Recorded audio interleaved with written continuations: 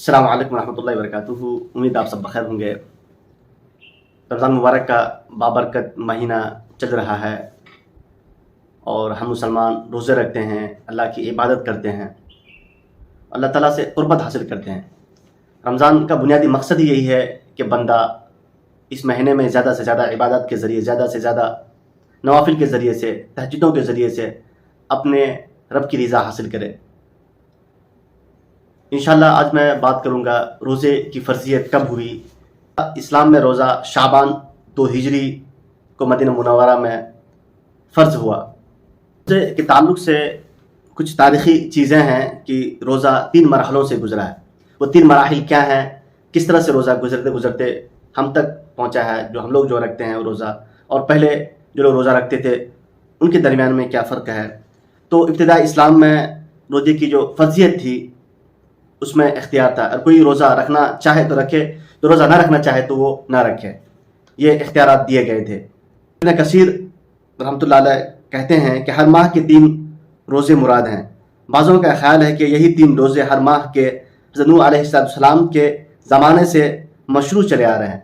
यानी ये 3 रोज़े हज़रत नूह अलैहिस्सलाम भी रखा करते थे, उनकी कौम भी रखा करती। हज़रत अब्दुल्लाह बिन उमर रज़ियल्लाहु तआला अन्हु की एक रिवायत है, उसकी ताकीद भी होती है कि आप सल्लल्लाहु अलैहि वसल्लम ने फरमाया, रमज़ान का रोज़ा अल्लाह ताला ने तुमसे पहली उम्मतों पर भी फ़र्ज़ किया था। हज़रत उम्मुल मोमिनीन हज़रत आयशा रज़ियल्लाहु तआला अन्हा, हज़रत अब्दुल्लाह बिन उमर रज़ियल्लाहु तआला अन्हु की रिवायत है कि कुरैश के लोग ज़माने जाहिलियत में मुहर्रम की 10वीं तारीख के रोज़े रखा करते थे। तो जब आप सल्लल्लाहु अलैहि वसल्लम मक्का से हिजरत करके मदीना आए, जब आप सल्लल्लाहु अलैहि वसल्लम ने देखा कि यहूद रोज़ा रखते हैं, तो आप सल्लल्लाहु अलैहि वसल्लम ने पूछा कि ये रोज़ा क्यों रखते हो। तो उन्होंने बताया कि इस दिन अल्लाह ताला ने हज़रत मूसा अलैहिस्सलाम को फ़िरऔन से नजात दिया था, तो इस खुशी में हम लोग शुक्राने के तौर पे रोज़ा रखते हैं। तो आप सल्लल्लाहु अलैहि वसल्लम ने फरमाया कि मूसा के मामले में तुमसे ज़्यादा हक़ रखते हैं, लिहाजा आपने उस दिन सहाबा किराम को रोज़ा रखने का हुक्म दिया। दूसरा जो मरहला रोज़ा का आता है कि रमज़ान का पूरा रोज़ा हर मुसलमान पर मुकल्लफ करार दिया, लेकिन रात में खाना पीना हम बिस्तरी हराम ही रही। इन दोनों ही मरहलों में मरीज़ और मुसाफिर को मुस्तस्ना किया गया। इससे पहले में तो सारे लोग मुस्तस्ना थे, जो खा भी सकते थे, जो रोज़ा रखना चाहे तो नहीं रखते। लेकिन इस मरहले में रोज़ा तो 1 महीने का फ़र्ज़ हुआ, लेकिन रात में हम बिस्तरी, रात में खाना पीना को हराम करार दिया, वो नहीं खा सकते थे रात में भी।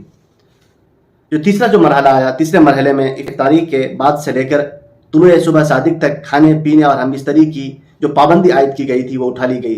चुनांच आयत ज़ैल में नाजिल हुई, उहिल्ल लकुम लैलतस सियामी अर्रफ्सु इला निसाइकुम हुन्ना लिबासुल लकुम व अंतुम लिबासुल लहुन्ना।